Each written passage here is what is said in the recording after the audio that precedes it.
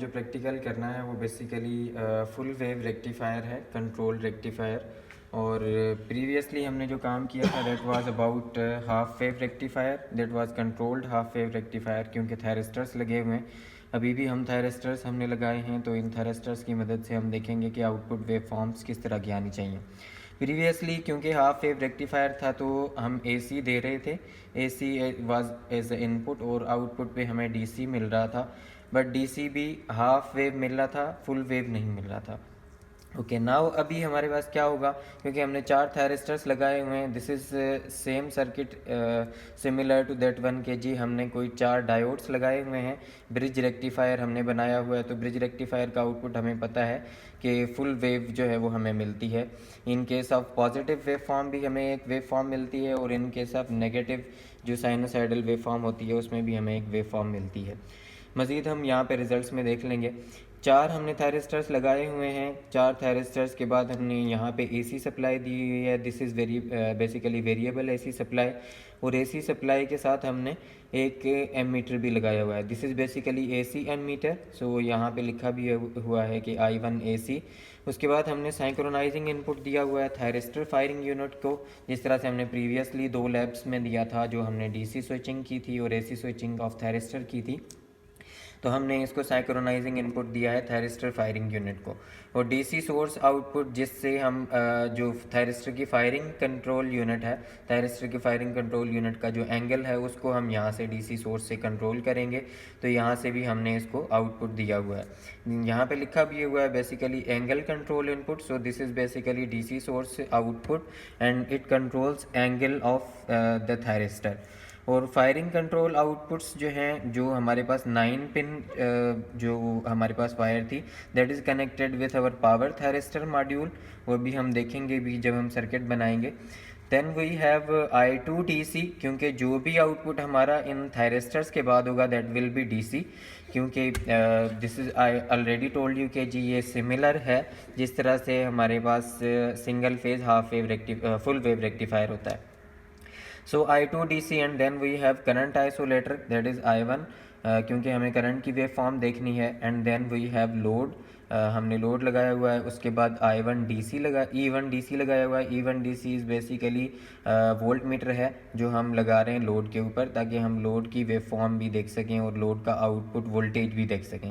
तो दोनों चीज़ें हम देखेंगे। And then we will analyse के जी single phase half wave rectifier controlled में और single phase full wave rectifier controlled में क्या डिफरेंस है in terms of voltages, in terms of wave forms and in terms of current, के दोनों के अंदर डिफरेंस क्या है।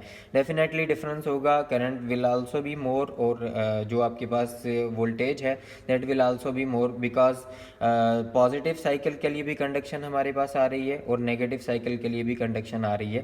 Previously we will be having just positive cycle conduction and now we have 2 conductions, positive cycle conduction as well as negative cycle conductions. Oscilloscope पे जो हमारे पास 2 चीज़ें लगी हुई हैं, वन इज़ वोल्टेज आइसोलेटर, क्योंकि वोल्टेज आइसोलेटर लोड पे लगा हुआ है तो this will give the wave form which is on load. And the second one is current isolator भी लोड के साथ सीरीज़ में लगा हुआ है, तो this will also give the current wave form of the load, के जो लोड के अंदर से करंट फ्लो हो रहा है उसकी वेव फॉर्म हमें मिल जाएगी। सो जो सेटिंग्स हैं वो कुछ इस तरह से हैं। वोल्टेज 220 वोल्ट्स ही हम अप्लाई करते हैं, this is single phase voltage. And then we have I1 AC का जो हमने सेटिंग रखनी है दैट इज़ 1.5 एम्पेयर। I2DC जो हमने यहाँ पे ये I2 लगाया हुआ है ये भी 1.5 एम्पेयर का हमने रखना है। I1 जो करंट आइसोलेटर है that should B of 5 ampere, और जो E1 DC ये मेजरमेंट वाला वोल्टेज है जो कैपिटल में लिखे हुए हैं, these are basically measurement volt meters and ammeters, और जो स्मॉल में लिखे हुए हैं these are basically isolators output. कि I1 है तो this is basically current isolator output, और E1 जो है वो बेसिकली वोल्टेज आइसोलेटर। लोड हम कोई भी लगा सकते हैं, यहाँ पे मैंने 200 ओम्स लिखा हुआ है, but it might be different के जी 200 से ज़्यादा भी हो सकता है, कम भी हो सकता है। एंगल हमने वेरी करना है, बट जो मेन हमने वेव फॉर्म लेनी है दैट इज़ ऑन 45 डिग्री, कि जी हमने फायरिंग एंगल जब सिलेक्ट किया 45 degree, then which type of conduction we will have. कि जी हमारे पास आउटपुट वेव फॉर्म किस तरह से आ रही है, और वो वेव फॉर्म हम यहाँ पे ऑसिलोस्कोप पे देख भी लेंगे। उसकी आपने स्केचेस भी अपने जो आपके मैनुअल्स हैं वहाँ पे आपने बनाने हैं, और बाकी हम मज़ीद जो है वो प्रैक्टिकल करके देख लेते हैं। सो सर्किट मेरे पास ही है, जिस तरह से सर्किट होगा उसी तरह से मैं कनेक्शंस बनाता जाऊँगा। First of all variable supply हमने यूज़ करनी है। वेरिएबल सप्लाई हमने देनी है जो हमारे पास एम मीटर है, that is I1 AC, means कोई भी हमने एम मीटर लगा लेना है, but this should be AC ammeter. चलें ये हम लगा लेते हैं।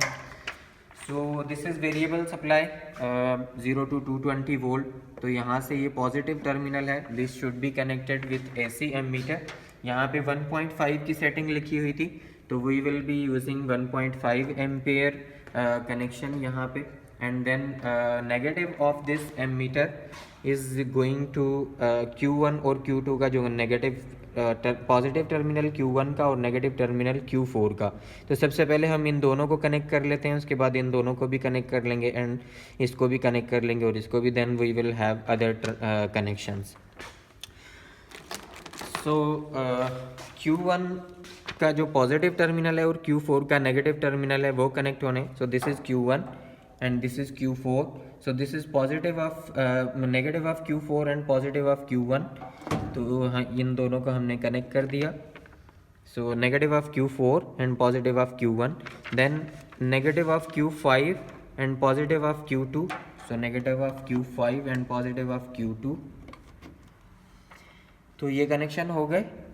Then we have these connections के जी negative of Q1 and negative of Q2 are connected. So ये negative of Q1 and negative of Q2, so these will be connected. This is simple and similar to half full wave rectifier जो bridge हम बनाते हैं, उसी तरह इसके connections हैं। तो ये टर्मिनल्स कनेक्ट हो गए, ये सारे के सारे टर्मिनल्स, ये टर्मिनल्स दो और दो ये टर्मिनल्स, ये हमने कनेक्ट कर लिए। Then negative of this supply is connected to negative of Q5 and positive of Q2, ये भी हम कनेक्ट कर लेते हैं। AC के केस में हमारे पास न्यूट्रल होता है, तो ये न्यूट्रल हम कनेक्ट कर देंगे टू दिस टर्मिनल। इन दोनों में से किसी एक टर्मिनल पे कनेक्ट कर देंगे because both terminals are same. Then ammeter का जो नेगेटिव टर्मिनल है ये हमने अभी तक कनेक्ट नहीं किया था, this should be connected with positive of Q1 and negative of Q4। सो अभी हम इसको भी कनेक्ट कर लेते हैं। एमीटर के बाद जो कनेक्शन था this will be connected with this terminal. Okay, ये कनेक्शंस बन गए, ये कनेक्शन बन गया। अभी यहाँ तक हम पहुँच गए, यहाँ तक हमारा सर्किट कंप्लीट है। देन साइंक्रोनाइजिंग इनपुट हमने देना है किसको, थायरिस्टर फायरिंग यूनिट को। तो साइंक्रोनाइजिंग इनपुट भी दे देते हैं। Positive should be connected with positive of synchronising input and negative should be connected और neutral should be connected with neutral of this thyristor firing unit. So here we have thyristor firing unit, इसमें synchronising input यहाँ पे लिखा हुआ है। तो terminal number 1 and terminal number 2 लिखा हुआ है। Terminal number 1 is basically positive terminal and terminal number 2 is basically neutral terminal. तो यहाँ पे पॉजिटिव दे देंगे और यहाँ पे न्यूट्रल दे देंगे। Okay, so the same supply जो हमने AC वहाँ पे दी थी, positive is connected to here and negative और neutral is connected to thyristor firing unit. Remember this thing, ये हमने पॉजिटिव लगाया है और ये हमने नेगेटिव लगाया है। Positive is connected to terminal number 1 and neutral is connected to terminal number 2। So ये सेटिंग आपने याद रखनी है because we are working with single phase rectifier. तो आपने इसको प्रेस करके रखना है। One is pressed another one is unpress. अभी ये मैंने अनप्रेस कर दिया है। So unpressed is basically for 3 phase connections and pressed is basically for single phase connection. Then coming towards कि जी हमने ये भी 9 पिन वाली जो सप्लाई है वो भी हमने थायरिस्टर मॉड्यूल को देनी है। यहाँ पे this connection is basically this one, यहाँ पे 9 लिखा हुआ है। ये 9 पिन थायरिस्टर फायरिंग यूनिट से जा रही है to the firing control inputs of power thyristor module. तो firing control inputs of power thyristor module. So यहाँ तक अभी हमने काम कर लिया है। डीसी सोर्स आउटपुट वो हमने ये कनेक्ट कर लिया है। इस तरह से कनेक्ट करने की रीज़न ऑलरेडी मैं बता चुका हूँ कि हमने इनको शॉर्ट इसलिए किया है ताकि we have a full control from 0 degree to 180 degree. यहाँ पे अभी मैंने इसको ऑन भी कर दिया। सो जिस तरह मैं इसको इंक्रीज़ करूँगा हमारे पास कंट्रोल आ जाएगा 0 डिग्री से 180 डिग्री। अगर इन दोनों को हम शॉर्ट नहीं करेंगे तो हमारे पास जस्ट 90 डिग्री फिक्स वैल्यू आएगी। इसके चेंज करने से ये चेंज नहीं होगा। So we want to change this control कि जी हम 0 से 180 डिग्री के दरमियान हमें ये आउटपुट मिले। चलें, यहाँ तक अब हमारा सर्किट कंप्लीट हो गया। Now we have to connect I2 DC with negatives of Q1 and Q2, क्योंकि यहाँ से आगे हमने सर्किट को लेके जाना है। So these are basically negatives of Q1 and Q2। So Q1 and Q2 का जो नेगेटिव है that should be connected with I2 DC, means किसी भी DC एमीटर के साथ हमने इसको कनेक्ट करना है। This is basically DC ammeter और 1.5 के साथ मैंने कनेक्ट किया। Then negative of this terminal should be connected with isolator, current isolator, क्योंकि हमने भी करंट एमीटर लगाया है।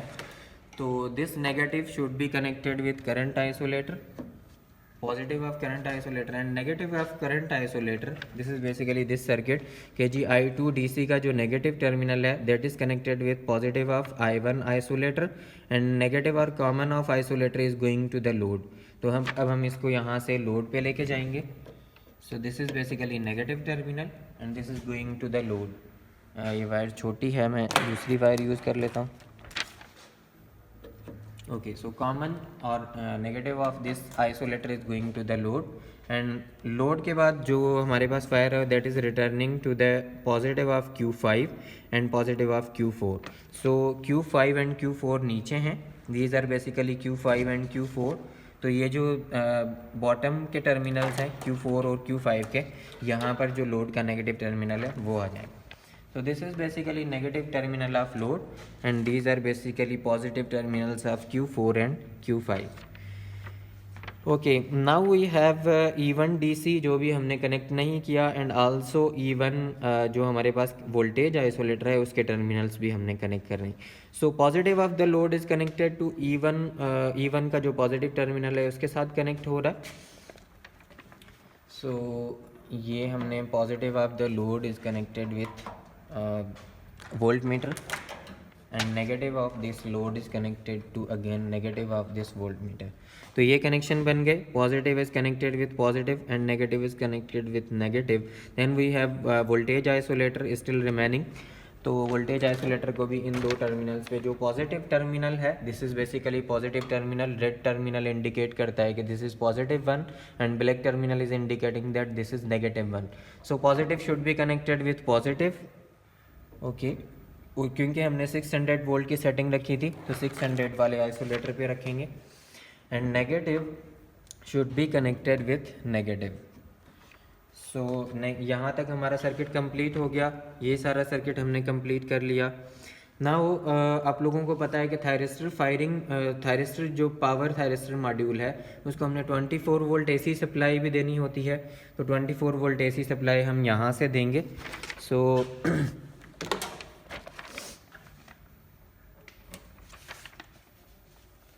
ओके, ये हमने इसको 24 वोल्ट AC सप्लाई दे दी एंड देन मेरे ख्याल से भी कोई चीज़ रहती नहीं है। लेट्स स्टार्ट के जी देख लेते हैं। बल्कि यहाँ से हमने आइसोलेटर्स के जो आउटपुट हैं वो ऑसिलोस्कोप के साथ कनेक्ट नहीं किए। ओके, सो नेगेटिव टर्मिनल हमने कनेक्ट कर दिए दोनों के कॉमन करके और पॉजिटिव टर्मिनल हमने I1 का लगा लिया। This is basically channel 1। So channel 1 is connected with current isolator and channel 2 will be connected with voltage isolator। So on channel 1 we will be receiving current waveform and on channel 2 we will be receiving voltage waveform। So both of the waveforms will be indicated on oscilloscope। अभी हम circuit को on करने लगे हैं और फिर हम देखते हैं कि आउटपुट वेवफॉर्म किस तरह से आती है। So let's start. सबसे पहले हम AC सप्लाई ऑन करते हैं। This is variable supply. So starting में कोई हमारे पास वोल्टेज नहीं होंगे। I will increase this voltage slowly के आराम से हम इसको इंक्रीज़ करेंगे। सो वहाँ पे अभी वेवफॉर्म भी देख लेते हैं। जो हमारे पास ऑसिलोस्कोप पे आ रही है। Because this is full wave rectifier, so we will be getting both positive output as well, peak of the positive output and peak of the negative output। जो वैसे हमारे पास AC वेव फॉर्म होती है, तो AC wave form में दो हमारे पास cycles होते हैं, one is positive cycle and other one is basically negative cycle. So positive cycle के लिए भी हमारे पास पॉजिटिव आउटपुट आ रहा है और नेगेटिव साइकिल के लिए भी हमारे पास पॉजिटिव आउटपुट आ रहा है। दिस इज़ बिकॉज क्योंकि हम जो रेक्टिफायर यूज़ करते थे फुल वेव रेक्टिफायर, उस फुल वेव रेक्टिफायर के केस में भी हमें वेव फॉर्म्स जो मिलती थी वो पॉजिटिव से ही मिलती थी, दोनों पीक्स पॉजिटिव आती थी। सो वी आर सीइंग कि जी पॉजिटिव वेव फॉर्म ही आ रही है। अभी तक कोई हमने फायरिंग जो एंगल है उसको चेंज नहीं किया। We have 0 degree firing angle, you can see from here. So this is thyristor firing unit, so the firing angle is 0 degree. So when thyristor firing angle is 0 degree, then we will be having conduction angle of 180 degree।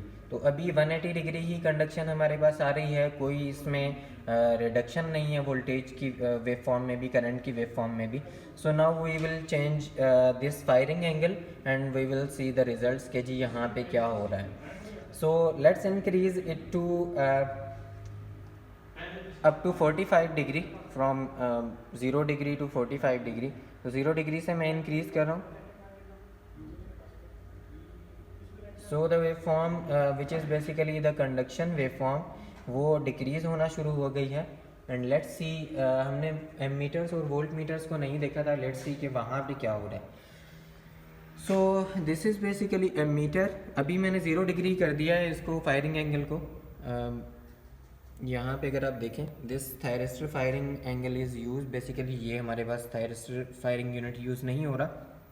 This one is use basically and we have a firing angle of 0 degree. Let's see कि इस time पे हमारे पास results क्या हैं। AC ammeter, so AC ammeter पे हमारे पास जो आउटपुट आ रही है, because we have used 1.5 ampere scale, तो 1.5 एम्पेयर स्केल पे जो नियरली हमारे पास रीडिंग आ रही है दैट इज़ इक्वल्स टू 0.5 के करीब करीब आ रही है, but not exactly 0.5। So let's see के जी इसको हम किस तरह से, सो इट्स ओके 0.5 के करीब आ रही है। उसके बाद हम वोल्टेज के आउटपुट पे अगर हम देखें, this is basically DC voltage output that is nearly equals to 200 volts. Previously जो हाफ वेव रेक्टिफायर था वहाँ पे अगर आप आउटपुट देखेंगे तो that was nearly equal to 100 volts.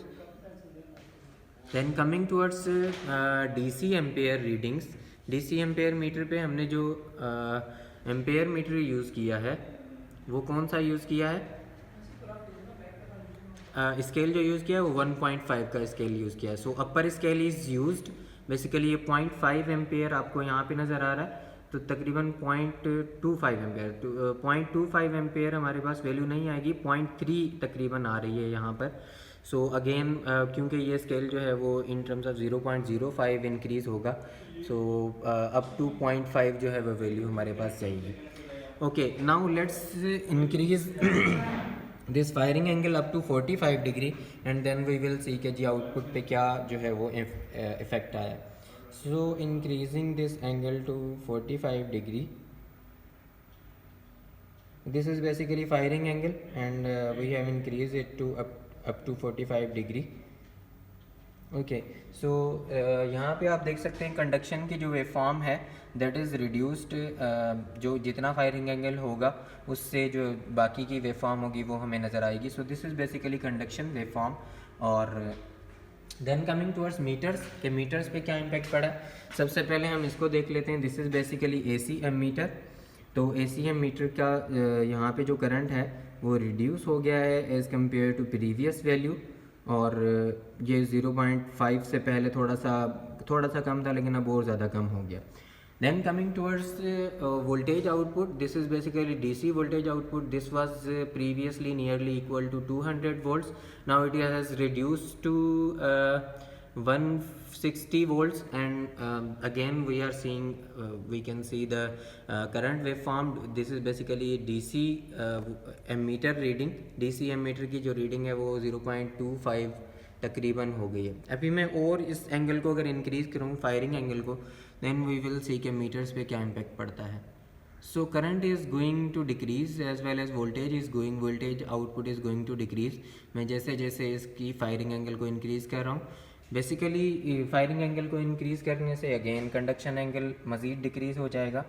सो जो हमारी मेन रीडिंग थी दैट वाज ऑन 45 डिग्री, तो 45 डिग्री पे जो भी रीडिंग्स आपकी आ रही हैं या प्रीवियसली हमने देखी हैं, तो वो आप नोट डाउन करके लिख लेंगे। मीटर्स पे आप रोक लेंगे और मीटर्स पे रोक के आप रीडिंग देख लेंगे कि कितनी रीडिंग आ रही है। So this was all about our single phase full wave rectifier practical के जी। फुल वेव रेक्टिफायर प्रैक्टिकल हमने परफॉर्म कर लिया। I have close this switch off power supply. अब पावर सप्लाई मैंने ऑफ कर दी है, so everything is turned off. Meters पे भी ज़ीरो रीडिंग हमारे पास रिकॉर्ड हो रही है। So this was all about single phase full wave controlled rectifier by using thyristors के जी। हमने थायरिस्टर्स को ब्रिज मोड में यूज़ किया and then we saw that kg by increasing or decreasing the firing angle what is impact on voltages and currents and also on waveforms.